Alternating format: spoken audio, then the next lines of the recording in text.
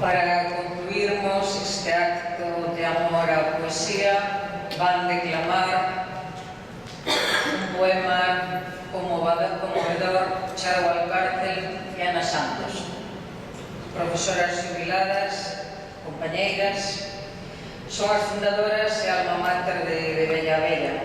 Se hoxe estamos aquí celebrando esta segunda mostra poética, e grazas á súa iniciativa, ao seu traballo e á súa ilusión. A autora do poema é Charo e titúlase Eses nenos. Queríamos dedicar este poema a todos os nenos do mundo vítimas inocentes das guerras e dos xenocidios.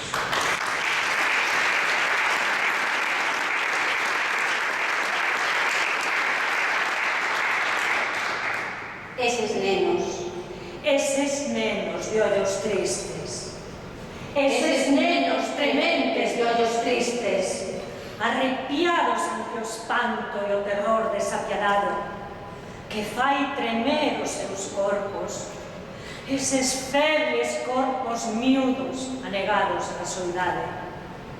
eses nenos de ollos tristes, de enorme e infinda orfandade, Eses nenos trementes de ollos tristes, espellos rotos, fiscados nos cascallos da barbarie.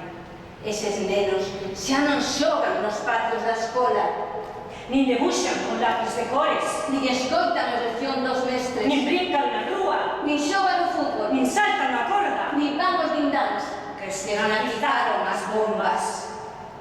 Pobres nenos en infancia, Eses nenos, eses nenos de ollos tristes, eses nenos trementes de ollos tristes.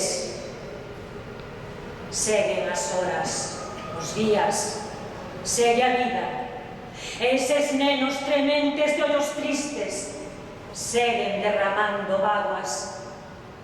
O exterminio non coñece o do, cego ante o seu indecente desamparo.